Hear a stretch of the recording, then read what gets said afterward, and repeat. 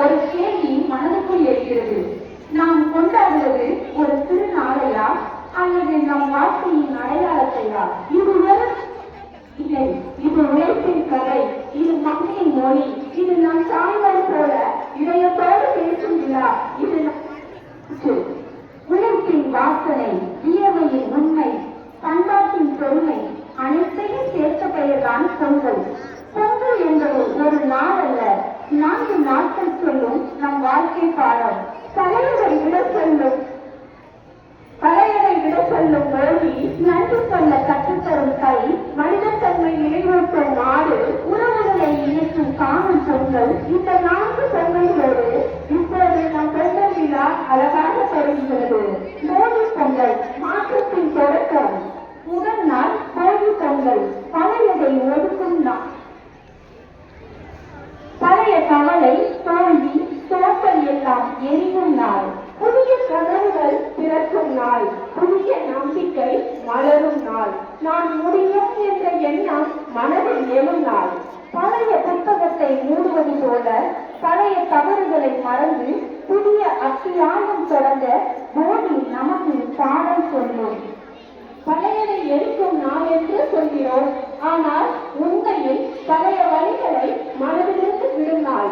தோல்வி, கண்ணீர், நிராசை எல்லாவற்றையும் நெருப்பில் போட்டு நாளை நல்ல நாள்தான் என்று நம்பிக்கையோடு நிற்கும் நாள். தைப்பொங்கல், நன்றி சொல்லும் திருநாள். அடுத்த நாள் தைப்பொங்கல், சூரியனுக்கு நன்றி சொல்லும் நாள். உழைப்பின் பயன் கிடைக்கும் உன்னதமான நாள். பானையில் பொங்கும் அரிசி போல நம் வாழ்வு பொங்க வேண்டும். வறுமை, துயரம், துன்பம் எல்லாம் கரைந்து போக வேண்டும். கை திறந்தால் வழி பிறக்கும் என்று சொன்ன நம் முன்னோர்கள் நம்பிக்கை என்ற தீபத்தை என்றும் அணையாமல் வைத்தார்கள். கை பொங்கல் அன்று நாம் சூரியனை பார்த்து கைகளை சொல்லுகிறோம். ஆனால் அந்த சூரியனுக்கு வயலில் அவர் வெளியில் கல்விய கை, மழையில் நனைந்தவர்கள் அவருக்கு தெரியாது யார்கள். பானையை சொல்லும் அரிசி ஒரு உணவு இல்லை, அது ஒரு வாழ்க்கையின் வெற்றி. மாட்டுப் பொங்கல், நன்றியின் உச்சம். 3ஆம் நாள் மாட்டுப் பொங்கல், வயலில் உழைத்த தோழர்களுக்கு நன்றி சொல்லும் நாள். மாடுகள் இல்லையே வயல்கள் இல்லை, வயல்கள் இல்லையே உணவு இல்லை. மணி, மாலை, சந்தனம் அன்புடன் அலங்கரித்து மனிதனும் முருகனும் ஒரே குடும்பம் என உணர்த்தும் நாள் மாட்டுப் பொங்கல். நன்றி சொல்லும் நாள். எதையும் எதிர்பார்க்காமல் மண்ணை உழுது மனிதனை உயர்த்திய அந்த மௌன தோழனுக்கு ஒரு மாலை, ஒரு முத்தம், ஒரு மரியாதை. இது வழிபாடு இல்லை, இது மனித தன்மை. காணும் பொங்கல், உறவுகளின் விழா.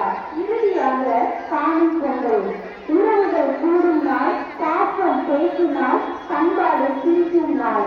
அம்மா, அப்பா, தாத்தா, பாட்டி என்று ஒரே இடத்தில் சிரிக்கும் போது வாழ்க்கையே திருவிழா காணும். பொங்கல் ஓடு போன உறவுகள் திரும்பி வரும் நாள். சின்ன சின்ன சிரிப்புகள் கவிதை கழிக்கும் நாள்.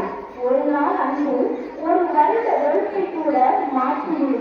இந்த பொங்கல் நாளில் நம் ஏடிசி வித்யாலயா மதிப்பெண்களால் மட்டுமல்ல மதிப்புகளால் உயர வேண்டும். நல்ல மாணவர்கள் அல்ல, நல்ல அதுவே நம் பள்ளியின் உண்மையான பொங்கல்.